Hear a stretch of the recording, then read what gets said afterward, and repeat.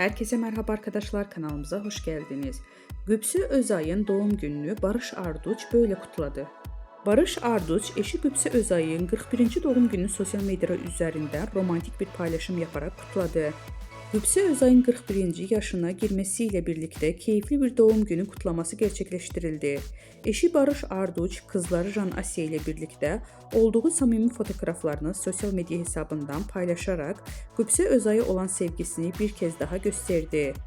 Özay'ın doğum günü kutlamasına dair sosyal medya paylaşımlarında coşkulu 1.41 iyi ki doğdun notunu düşerek mutlu anlarını takipçileriyle paylaştı. Bu güzel aile anlarını sosyal medya üzerinden büyük bir yankı uyandırırken Barış Arduç Gübsü Özay çiftinin mutluluğu gözleri önünde sergiledi.